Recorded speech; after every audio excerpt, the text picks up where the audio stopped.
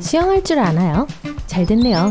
왜냐하면 태평양 가장 깊은 곳으로 여행을 갈 거거든요. 오리발 신으세요. 마리아나 해구의 맨 밑바닥이 기다리고 있어요. 이제 물속에 들어가요.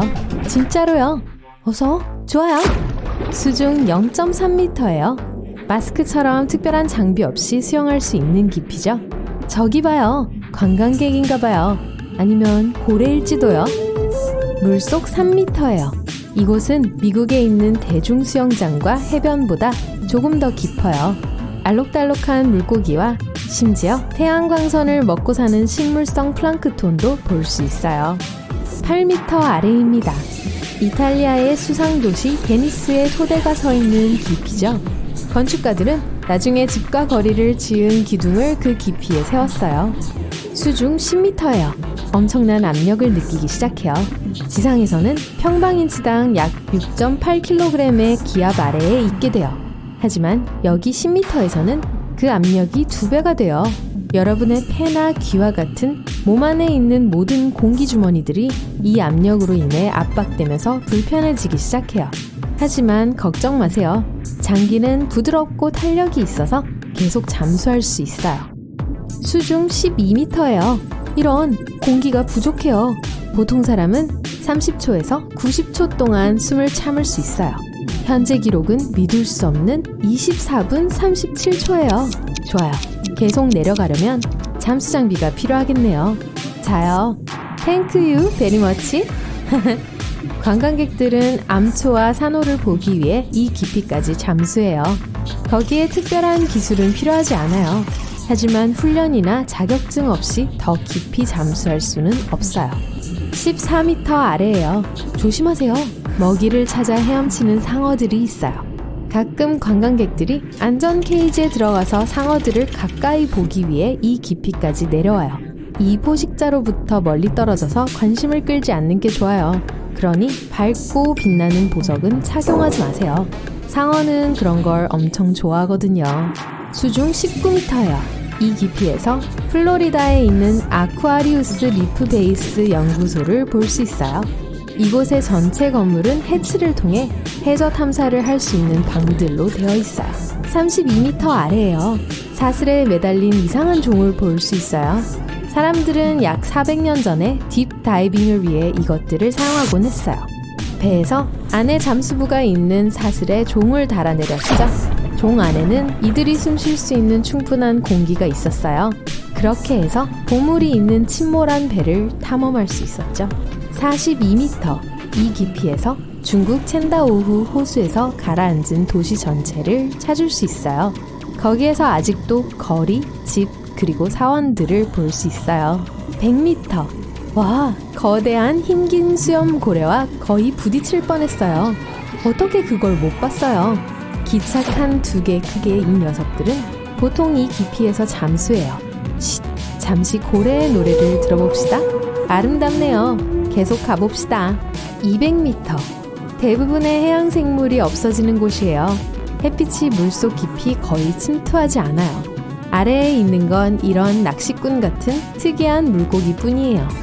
이들은 이곳의 높은 압력에 적응해야 하기 때문에 특이한 외관을 갖게 되었어요.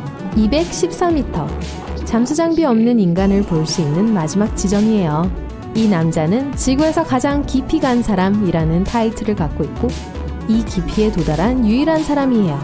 그의 몸을 누르는 수압은 지상의 압력보다 20배나 높았어요. 300m, 이게 무슨 소리죠? 와, 잠수함이에요. 이들이 잠수 가능한 최대 깊이죠. 그중 어떤 건 시속 41km의 속도를 낼 수 있어요. 재미있는 사실, 타조는 2배 더 빨리 달릴 수 있어요. 하지만 수영은 못하죠. 332m, 이 스쿠버 다이버와 작별 인사해요. 이보다 더 깊은 곳에서는 볼 수 없거든요. 세계 기록은 홍해에서 세워졌어요. 잠수부가 이 깊이에 도달하는데 12분밖에 걸리지 않았죠. 하지만 잠한병을 피하기 위해 지상으로 돌아오는 데는 15시간이 걸렸어요. 그래서 지금 여러분은 대기 딥 다이빙 수트를 입어요. 완전 밀폐되어 있어서 입고 있으면 굉장한 수압을 느끼지 못할 거예요. 443m, 엠파이어 스테이트 빌딩을 물에 집어넣는다면 끝부분이 여기 있을 거예요. 그리고 그 안에 있는 모든 카펫이 적겠죠? 700m. 이곳의 수압은 지표면의 70배예요. 수트의 유연한 플라스틱 부품은 그런 압력을 견디지 못해요. 그래서 여기 긴급 배달품이 왔어요. 이것은 초심의 잠수정이에요. 이제 여러분은 다이빙을 해저까지 계속할 수 있어요. 830m. 여기서 지구상에서 가장 높은 빌딩인 부르즈 할리파의 꼭대기를 볼 수 있어요. 아, 이런, 누가 이 주변의 높은 건물들을 다 가라앉히고 있는 거죠? 1641m. 이곳은 세계에서 가장 오래되고 깊은 호수 중 하나인 바이칼 호수의 깊이예요. 이곳의 면적은 벨기에 전체 면적보다 약간 더 커요. 2450m. 멕시코만에 있는 페르디도 석유 플랫폼이 도달한 기록적인 깊이예요. 그리고 수면 윗부분에 3개의 데크가 있는데 그건 거의 에펠탑만큼 높아요. 3646m. 이건 대서양의 평균 깊이예요. 여러분은 기린 목만큼 넓은 거대한 관을 볼 수 있어요. 정말 끝이 없어 보이죠? 사실 이 케이블은 유럽과 북미를 연결해서 전신 통신용으로 사용되었었죠. 3750m. 갑자기 어둠 속에서 배의 윤곽이 보여요. 말도 안 돼요. 타이타닉이에요. 이 깊이의 강한 수압은 사람을 짓눌러 버릴 수 있어요. 그래서 잠수함을 타야만 타이타닉에 다이빙할 수 있어요. 4000m. 여기는 세상에서 가장 깊은 광산의 끝이에요. 아프리카의 음포넨 금강이죠.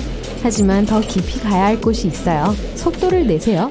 6100m. 여기서 오래된 배의 가장 깊은 잔해들을 볼 수 있어요. USS 존스턴은 70년도 더 전에 침몰했어요. 뱃머리에 아직도 557이라는 숫자를 선명히 볼 수 있어요. 8000m. 여기 이 완전한 어둠 속에서 여러분은 세상에서 가장 깊은 곳에 사는 물고기인 마리아나 스네일피쉬를 찾을 수 있어요. 집고양이만큼 길고 거의 투명한 피부를 갖고 있어요. 이 깊이엔 햇빛이 전혀 도달하지 않기 때문에 시력이 잘 발달되어 있지 않아요. 8850m. 에베레스트 산을 뒤집어서 마리아나 해구에 꽂으면 바로 여기에 꼭대기가 보일 거예요. 비록 이게 지구상에서 가장 높은 곳이지만 아직 한참 더 깊이 들어가야 해요. 1900m. 여기 챌린저 해연에서 여전히 생명체를 볼 수 있어요. 하지만 그러려면 현미경이 필요해요. 이곳에 사는 박테리아는 기름과 비슷한 유기분자를 먹고 살아요. 조금 더 깊이? 축하해요. 해저에 닿았어요. 11,000m 깊이에요. 이곳의 압력은 표면보다 1071배 높아요. 하지만 여기 온 첫 번째 사람은 여러분이 아니에요. 마리아나 해구 바닥을 향한 마지막 탐험 중 하나가 2012년에 있었어요. 미국의 한 영화 감독이 자기가 직접 디자인한 잠수함을 타고 이곳으로 내려왔어요. 하지만 압력에 엔진 일부가 망가져서 이곳에서 조종이 힘들었죠. 음파 탐지기도 파손됐고 배터리 일부도 방전되었어요. 그는 챌린저 해연에서 약 3시간 동안 있었고 많은 사진과 영상을 찍었어요. 해저 자체를 자세히 보면 물방울들이 보여요. 이건 이산화탄소와 액체 유황이에요. 극도의 압력과 거의 얼어붙을 정도의 온도 때문에 액체 상태예요. 그런데 이런 혹독한 환경에서도 여전히 생명체들이 있어요. 이 3가지 미생물이 여기서 제일 흔한데 제노파이오포어, 단강목, 작은 해삼이에요. 여기 아래에는 식량이 부족해서 이것들도 많지는 않아요. 보통 해저에는 육지에서 온 야자수 잎이 많아요. 하지만 마리아나 해구는 가장 가까운 섬에서도 199km 떨어져 있어요. 그래서 이곳의 유일한 먹이는 오래된 플랑크톤과 바다 위층에서 온 물고기 비늘 뿐이에요. 하지만 바닥 거주민들의 먹이가 되려면 수만 킬로미터를 내려와야 하죠. 그런데 지구의 지각까지 더 내려갈 수 있을까요? 자, 그러려면 거대한 드릴을 작동시키고 제트 엔진을 켜야 해요. 지구 지각을 뚫고 57km 더 나아가고 있어요. 여기가 지구의 가장자리예요. 여러분은 상부 멘틀에 들어왔어요. 이곳은 수심이 2896km나 되는 뜨거운 용암의 바다예요. 말 그대로 여길 헤엄쳐 가야만 2270km나 더 깊이 있는 외핵에 도달하게 되죠. 그러고 나서 내핵에 도달해요. 또 1215km 더 가면 축하해요. 바로 지구의 중심에 와 있어요. 물어보고 싶진 않은데 우리 여기서 어떻게 나가죠? 인류의 99%가 사라진다면 어떻게 될까요? 자, 그러니까 지구상에 8천만 명만 남게 되는 엄청난 인구 감소에 대해 이야기하고 있어요. 하지만 아직 당황하지 마세요. 이 험난한 여정이 어떻게 펼쳐질지 지켜보시죠. 번화한 도시가 유령 도시, 텅 빈 고속도로, 한적한 동네로 변했다고 상상해 보세요. 남은 사람들에게는 끝없는 휴가와도 같을 겁니다. 물론 해결해야 할 몇 가지 과제가 있을 거예요. 예를 들어 관리되지 않은 가스 배관으로 인한 화재가 발생할 수 있습니다. 그리고 버려진 화학물질 저장 시설과 산업 공장이 공해를 일으킬 수도 있어요. 버려진 원자력 발전소도 빼놓을 수 없죠. 야생동물은 더 자유로워질 거고 가난한 가축과 양은 추운 북부 기후에서 어려움을 겪을 거예요. 설상가상으로 저장된 휘발유는 안전성이 좋지 않기 때문에 오래가지 못할 겁니다. 밝은 면도 살펴볼까요? 인구가 8천만 명에 불과하니 자원은 충분할 거예요. 특히 벨기에 같은 작은 나라에서는 남은 것을 정리하고 복구하는 게 충분히 가능할 거예요. 다들 이봐 우리가 할 수 있어 하는 마음가짐이겠죠. 서로 차로 두어 시간 거리에 있는 약 12만 명의 사람들이 남아있을 테니까요.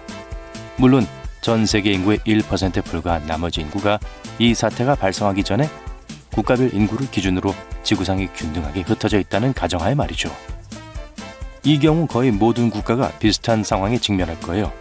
50만 명의 인구가 대부분 함께 어울리는 한국을 상상해 보세요. 브라질은 200만 명의 주민이 대서양 연안을 따라 휴식을 취하고 있을 거예요. 종말 이후 갱단이 미쳐 날뛰는 영화와 달리 생존자들은 예전의 공동체에서 함께 뭉치려고 노력할 거예요. 이 수완 좋은 친구들은 새로운 가족 및 마을 공동체에서 함께 뭉쳐서 문제를 일으키는 사람들을 처리할 수 있는 지식과 기술을 갖추게 될 겁니다. 인간은 사회적 동물이고 미지의 세계에 맞서기 위해 함께 뭉치기를 원한다는 사실을 기억하세요. 적어도 여기서 처음부터 다시 시작할 필요는 없겠죠. 인류가 축적한 모든 지식이 여전히 우리와 함께 할 수 있다는 큰 이점이 있습니다. 전기와 인터넷만 있다면 괜찮을 거예요. 그렇다면 우리는 다시 산업화할까요? 네, 물론이죠. 우리 주변에는 여전히 도구와 기계가 남아있어 유리한 출발을 할 수 있습니다. 물론 처음에는 재생에너지가 까다로울 수 있고 석탄과 같은 화석 연료에 의존해야 할 수도 있지만 우리는 수완이 풍부하기 때문에 이를 해결할 방법을 찾을 수 있을 거예요. 게다가 중요한 기술을 가진 뛰어난 인재들이 도전에 나설 겁니다. 이런 종류의 일은 실제 생활에서도 일어날 수 있는 일이죠. 역사적인 붕괴 사건을 생각해 보세요. 수세기에 걸친 서사시적인 사건이었죠. 14세기에 패스트가 창궐하여 유럽 인구의 최대 절반이 목숨을 잃었습니다.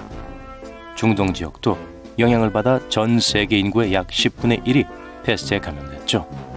놀랍게도 이 엄청난 사건은 유럽의 기술 및 경제 발전에 부정적인 영향을 거의 미치지 않았고 2세기 후 인구는 결국 이전 수준으로 회복됐습니다. 다른 두 가지 붕괴 사례는 로마와 청동기 시대입니다. 두 문명 모두 기술 발전과 경제적 번영을 누리고 국제무역에 참여했던 인상적인 문명을 몰락시켰어요.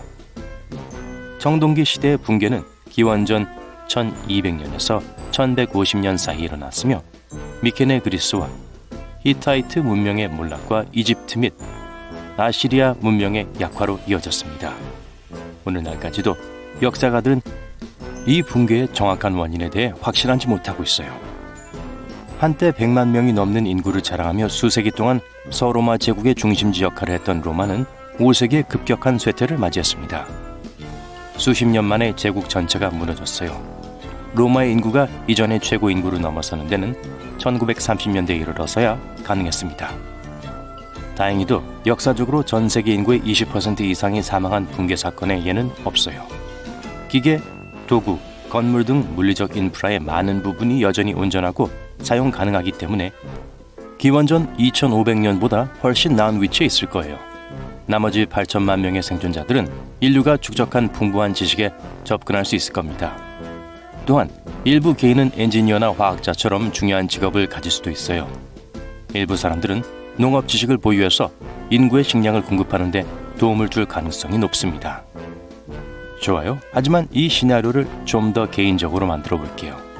어느 날 눈을 떴는데 인구의 99%가 실종된 걸 발견한다면 분명 압도적이고 초현실적인 경험이 될 거예요. 생존이 최우선 과제가 될 거고 행동은 주로 사용 가능한 자원과 기술에 따라 달라질 거예요. 여러분은 아마도 이렇게 행동할 겁니다. 무슨 일이 일어났는지 이해하려면 잠시 시간이 걸려요. 갑작스러운 사람들의 실종은 충격적이고 혼란스러운 일이겠죠. 어벤져스에서 일어난 일처럼 친구와 가족도 사라졌을 거예요. 식량, 물, 쉼터, 의료품 등 생존에 필수적인 물품을 확보하는 데 가장 중점을 두어야 합니다. 가까운 식료품점, 약국, 창고를 방문해서 장기간 지속될 수 있는 식량을 확보해야 해요. 그런 다음 다른 생존자를 찾아야 합니다. 현재 많은 사람들이 식량 재배, 물 정화, 호신술과 같은 필수 기술이 부족해요. 인터넷도 없고 유튜브 튜토리얼도 없다면 이런 기술을 배우기 시작해야 할 텐데요. 도서관, 박물관, 교육기관에는 세계와 역사에 관한 수많은 정보가 있습니다.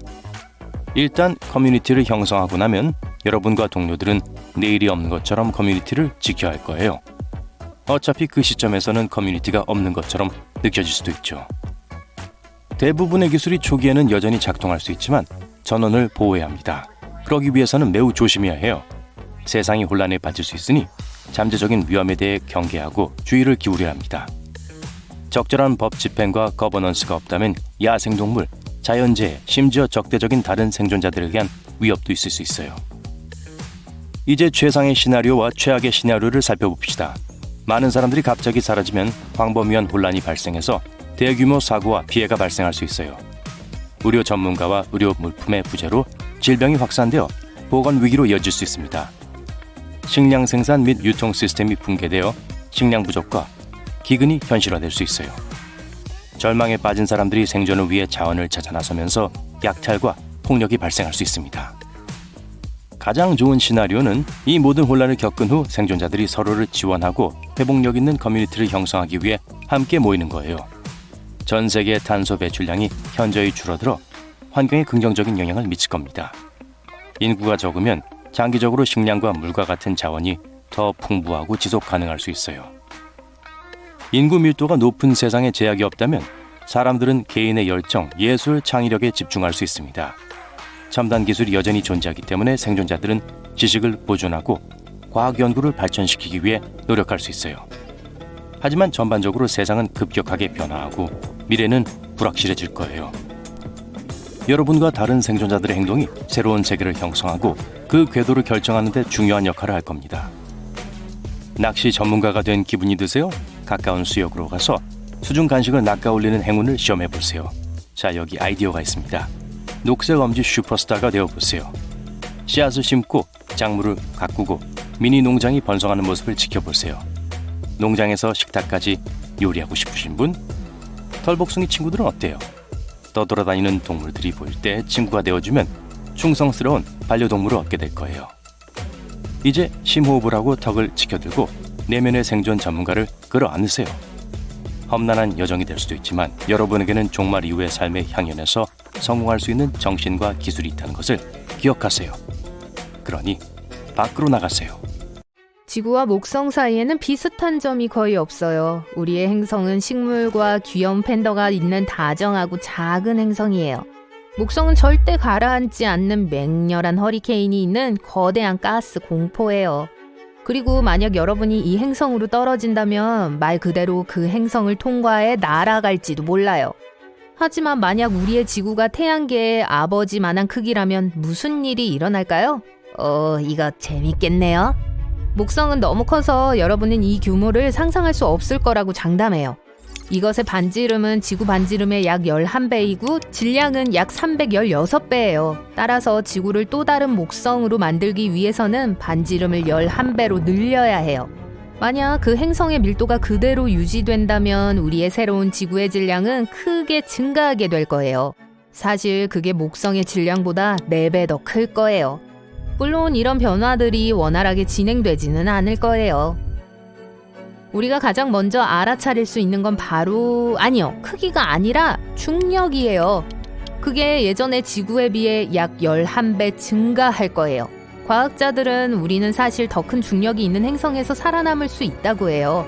하지만 우리가 지금 가지고 있는 것보다 5배 이상 강하지 않을 경우에만 말이죠. 자, 우리가 항상 자연에 도전할 준비가 되어 있는 대담한 악마라고 가정해 볼게요. 우리의 삶은 어떻게 될까요? 별로 유쾌하지 않을 거예요. 한 걸음마다 마치 마라톤을 한 것처럼 벤치에 앉아 휴식을 취해야 할 거예요. 네, 걷기가 그렇게 힘들 거예요. 아, 그리고 나중에 일어나는 것에도 행운을 빌어요. 어떻게든 이 행성을 돌아다니기 위해서 우리는 아주 강한 근육을 만들어내야 할 거예요. 정크푸드 문제는 더 이상 없을 거예요. 왜냐하면 단순히 냉장고에 가기 위해서도 힘센 역도 선수가 돼야 하기 때문이죠. 중력은 움직임뿐만 아니라 모든 것들의 크기에도 영향을 미쳐요. 여러분은 우주의 무중력 때문에 많은 우주 비행사들의 키가 커진다는 걸 알고 계셨나요? 자, 작은 키가 걱정된다면 여기 여러분을 위한 해결책이 있네요. 반면에 강한 중력은 우리 모두를 더 작아지게 만들 거예요. 이것은 인간뿐만 아니라 지구상의 모든 것에 적용돼요. 나무들은 아주 작아질 거예요. 위로 자라기 위해서 뿌리에서 가지로 물을 옮겨야 하는데 이런 중력에서는 비현실적일 거예요. 그래서 모두 작은 덤불로 변하게 될 거예요. 또 산도 더 이상은 없어요. 심지어 가장 큰 산들도 아주 작아질 거예요. 하지만 적어도 모두가 에베레스트를 정복할 수 있게 되겠죠. 이건 동물에도 적용될 거예요. 우리의 반려동물들은 어떻게든 걷기 위해 잔뜩 부풀어 오른 코기로 진화해야 할 거예요. 아, 그리고 물론 새들에게도 작별 인사하세요. 만약 이게 충분히 고통스럽지 않다고 생각된다면 다른 걸 덧붙여 볼게요. 숨쉬기가 엄청 어려울 거예요. 기압이 급격히 증가할 거예요.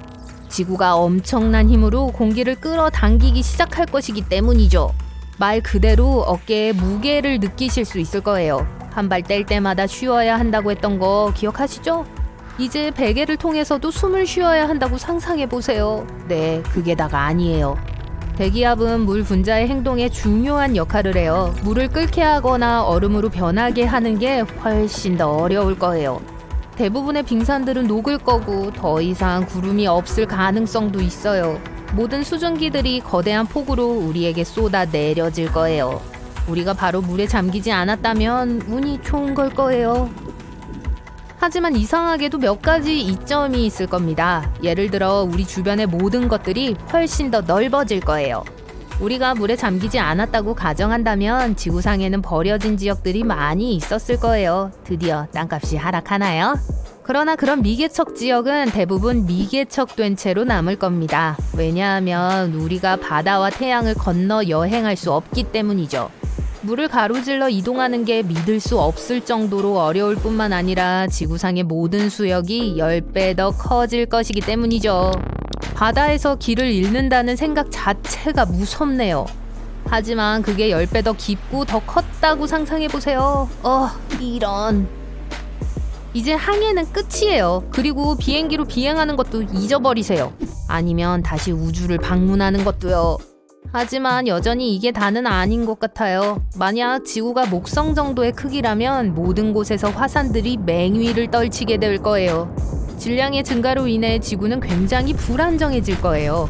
모든 사화산들이 다시 활동하기 시작할 거고 사방에 용암과 독성 가스들이 있을 겁니다.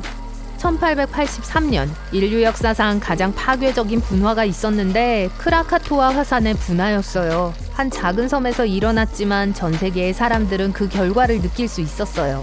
그 폭발은 섬을 파괴했고 많은 쓰나미를 일으켰고 독성 가스 구름이 수킬로미터에 걸쳐 퍼졌어요. 이제 이걸 상상해보세요. 하지만 10배 더 심한 걸로요. 그게 목성 크기의 지구에서 일어날 일이에요. 그건 아마도 지구 표면에서 공룡을 멸종시킨 칙슬루브 운석의 추락과 비슷할 거예요. 그 후에 독성가스가 지구 전체로 퍼져 지구 역사상 가장 큰 대멸종 중 하나를 일으키죠. 그리고 우리는 자기장도 잃게 될 거예요. 케이크 위에 있는 체리처럼요. 자기장은 지구의 생명체에게 아주 중요해요.